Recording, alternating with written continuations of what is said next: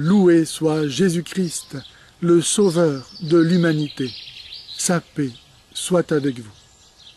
Abdenour Bidar écrivait dans le journal Le Monde du 26 juin 2009 au sujet du port de la burqa ceci.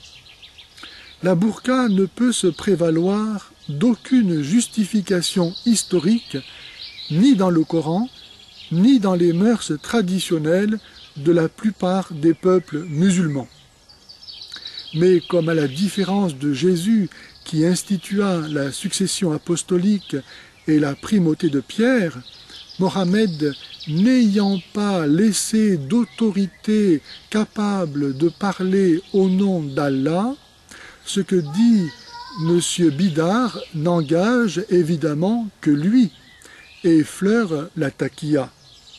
Car en effet, nous trouvons dans le Coran de quoi justifier l'obligation du port de la burqa.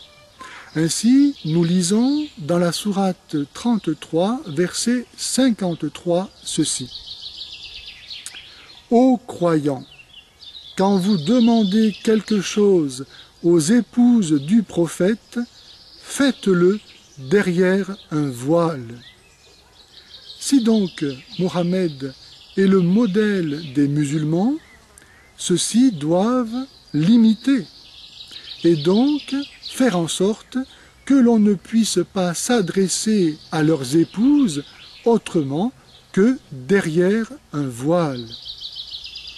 C'est sur ce verset et cette interprétation évidente que s'appuient les partisans de la burqa. Mais l'on pourrait citer encore dans la même sourate le verset 55 qui dit ceci. Il ne sera pas fait grief, il ne sera pas fait grief aux croyantes de paraître sans voile devant leurs pères, leurs enfants, leurs frères, leurs neveux, leurs femmes de ménage et leurs esclaves. Craignez Allah. Autrement dit, ne pas porter le voile devant les membres mâles de sa famille, ses domestiques et ses esclaves, est une concession. Et donc, les femmes ont l'obligation de porter un voile. Pour qui est musulman, c'est-à-dire qui obéit au Coran, il est impossible de refuser des prescriptions si clairement formulées.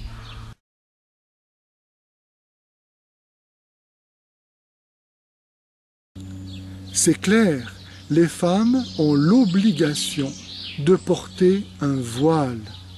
On ne peut pas être musulman, c'est-à-dire obéir au Coran, et refuser des prescriptions si clairement formulées.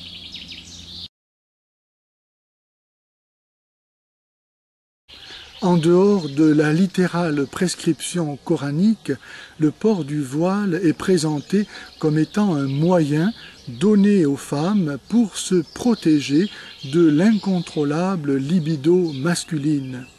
Ce serait un moyen pour protéger leur vertu et celle des hommes que de revêtir la camisole. Les femmes doivent se cacher pour ne pas provoquer les hommes au péché, car les femmes sont identifiées au péché et à sa malédiction et doivent donc disparaître, se voiler. La burqa est le moyen d'enfermer les femmes dans la culpabilité d'être femmes. Voilées, anonymes, sans visage, les musulmanes peuvent être n'importe qui et sont donc personne, un objet. Voilà ce qu'est une femme, un objet. Un objet qui doit être soigneusement emballé par son père, lequel doit, le moment venu et le plus tôt et le mieux, placer sa marchandise en bon état.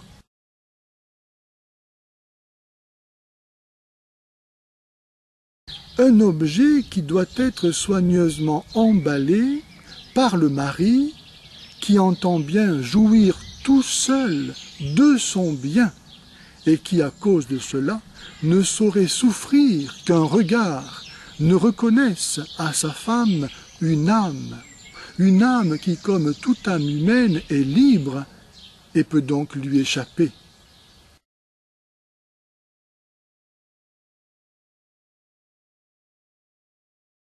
Il convient, certes, que les femmes honnêtes ne s'habillassent point comme des prostituées.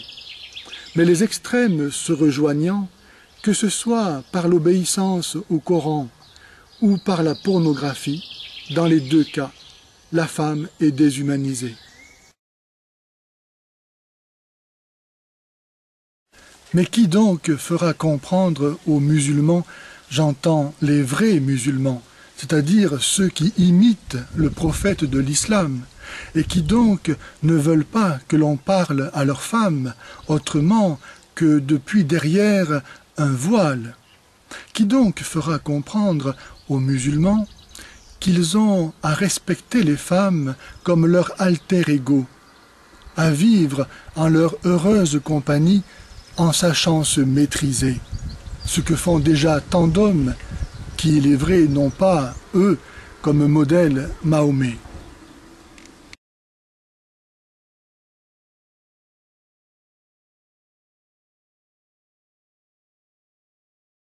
Par ailleurs, le port du voile en tant que symbole de l'islam est évidemment un cheval de Troie pour islamiser l'espace public, une façon de marquer son territoire. Nous en sommes aujourd'hui à légiférer sur la burqa. Demain, ce sera sur la lapidation. À moins que d'ici là, nous ne soyons revenus à nos racines, c'est-à-dire à Jésus-Christ, la vérité incarnée, qui a rendu à l'humanité sa dignité. Face à la vérité, il n'y a pas de neutralité qui tienne. C'est une question de vie ou de mort. Qui n'est pas avec moi est contre moi. Ou on est vivant, ou on est mort. La neutralité n'est que le masque du reniement et de la lâcheté. Jésus a dit qu'il vomirait les tièdes. Il faut choisir.